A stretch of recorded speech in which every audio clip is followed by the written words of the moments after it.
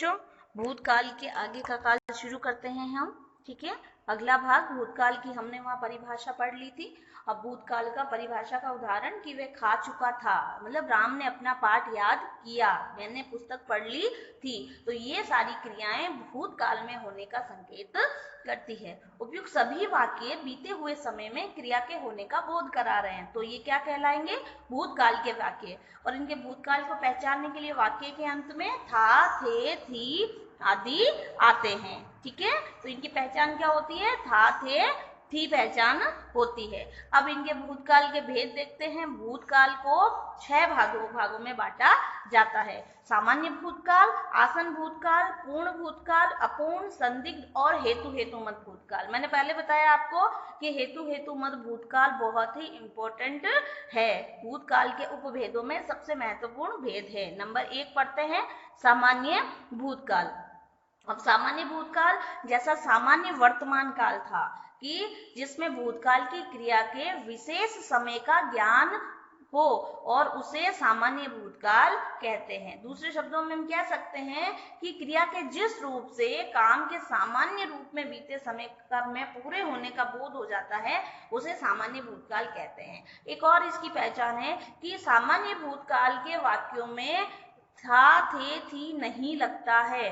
मोहन आया, आने का कार्य उसका पूरा हो गया, मोहन आया। सीता गई, राम ने रावण को मारा। तो ये सभी क्रियाएं जो है वो भूतकाल में समाप्त हो गई है, इसलिए ये सामान्य भूतकाल की क्रियाएं कहलाती है। ध्यान रखिएगा कि सामान्य भूतकाल में बीते हुए समय का बोध होता है और इनमें थे, था और थी नहीं आते हैं। अब दूसरा देखिए, आसन भूतकाल।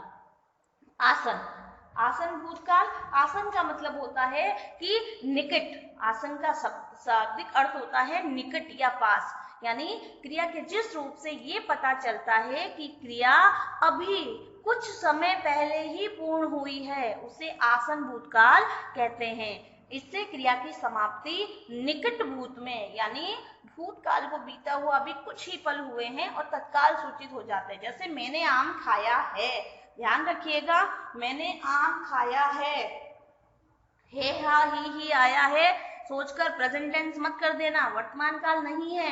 क्योंकि देखिए, अगर वर्तमान काल में ये सेंटेंस होता तो कैसे होता? मैं आम खाता हूं।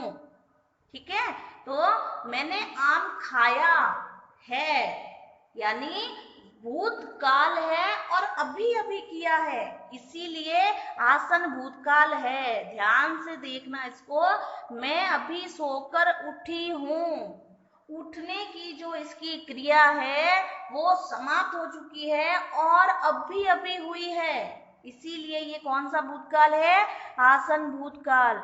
अध्यापिका पढ़ाकर आई है आ रहा है, लेकिन जो पढ़ाकर आने का जो क्रिया है वो अभी अभी समाप्त हुई है, भूत के बिल्कुल निकट है, इसलिए इसको आसन भूतकाल कहते हैं। तो ध्यान रखिएगा, आसन का मतलब होता है समीप। जो क्रियाएं अभी अभी समाप्त हुई है उसे आसन भूतकाल की क्रियाएं कहते हैं। ठीक है, तो ये सेंटेंस इसमें है, हा, ही का विशेष ध्यान रखिएगा। अगला देखिए, पूर्ण भूतकाल। पूर्ण भूतकाल जैसा कि नाम से पता चल रहा है, पूर्ण हो चुका हो, यानी क्रिया के उस रूप को पूर्ण भूत कहते हैं जिससे क्रिया की समाप्ति का समय स्पष्ट बोध होता है कि क्रिया को समाप्त हुए काफी समय बीत गया है। तो और कह सकते हैं कि क्रिया के जिस रूप से उसके बहुत पहले होने को पूर्ण हो जाने का पता चलता है उसे हम भूतकाल कहते हैं। जैसे उसने शाम को मारा था, अंग्रेजों ने भारत पर राज किया था, महादेवी वर्मा ने संस्मरण लिखे थे। उपयुक्त वाक्यों में क्रियाओं के अपने भूतकाल को पूर्ण कर चुकी है, इसलिए ये पूर्ण भूतकाल होता है। इसमें क्या लिखते हैं हम? चुका था, चुकी थी, कि वो एक अपना कार्य कर चुका था तो कर चुके थे। तो इस तरह की जब क्रियाएं आती है तो पूर्ण भूतकाल की क्रिया कहलाती है। अगला है अपूर्ण भूतकाल, इससे ज्ञात होता है क्रिया भूतकाल में हो रही थी, कंटिन्यू थी, समाप्त नहीं हुई। सुरेश गीत गा रहा था, तो इन वाक्यों में अतीत से आरंभ होकर अभी पूरा नहीं होने का के बारे में पता चलता है, इसलिए ये क्रियाएं अपूर्ण भूतकाल की क्रियाएं कहलाती है। अपूर्ण नाम से जैसे पूरा नहीं हुआ। अब संदिग्ध भूतकाल, संदिग्ध भूतकाल की क्रियाएं क्या होती हैं कि जिसमें जैसे हमने संदिग्ध वर्तमान काल पढ़ा था कि इसमें हमारे कार्य करने में क्या होता है, संदेह होता है कि भूतकाल की क्रिया के जिस रूप से उसके भूतकाल में पूरा होने में संदेह हो, उसे संदिग्ध भूतकाल कहते हैं। जैसे तू गाया होगा, संदेह है, वह आया होगा, बस छूट गई होगी, दुकानें बंद हो चुकी होगी। तो उपयुक्त क्रियाएं भूतकाल में काम पूरा होने में संदेह का बोध कराती है, संदेह पता चलता है, उसे संदिग्ध भूतकाल की क्रियाएं कहते हैं। जैसे संदिग्ध वर्तमान काल में भी संदेह था और संदिग्ध भूतकाल में भी क्या है, संदेह प्रकट करता है। अगला हेतु हेतु मद भूतकाल, मैंने बताया ये बहुत महत्वपूर्ण है। हेतु हेतु मद भूतकाल क्या होता है, यदि भूतकाल में एक क्रिया के होने या न होने पर दूसरी क्रिया का होना या न होना निर्भर करता है, इंपॉर्टेंट है ये, तो वे हेतु हेतु मद भूतकाल क्रिया कहलाती है।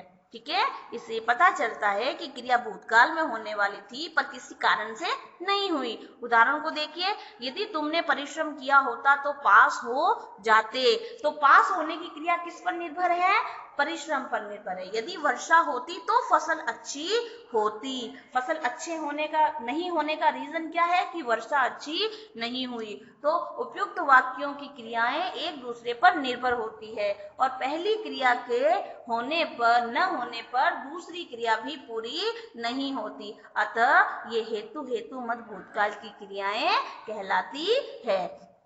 अगला देखते हैं भविष्य काल। भविष्य काल क्या पहचान कराता है, आने वाले समय का बोध कराता है।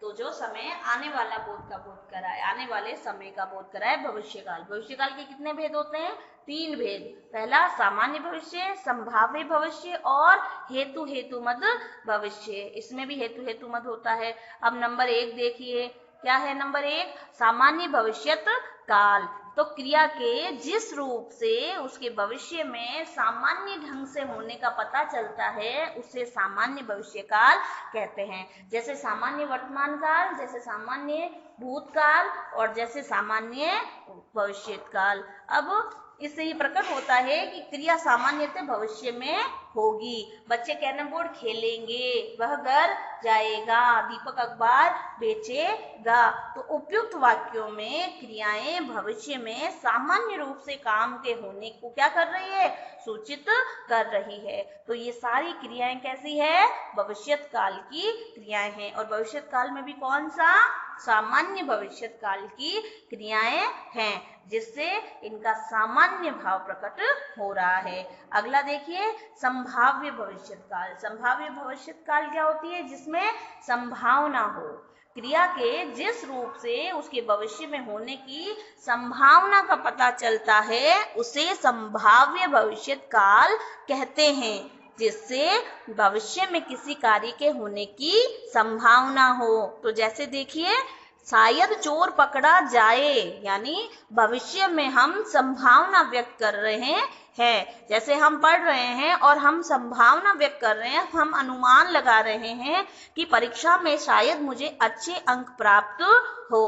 तो उपयुक्त वाक्यों में क्रियाओं के भविष्य में होने की संभावना है, ये पूर्ण रूप से होगी ऐसा निश्चित नहीं है, इसलिए ये संभाव्य भविष्यत काल की क्रियाएं कहलाती है।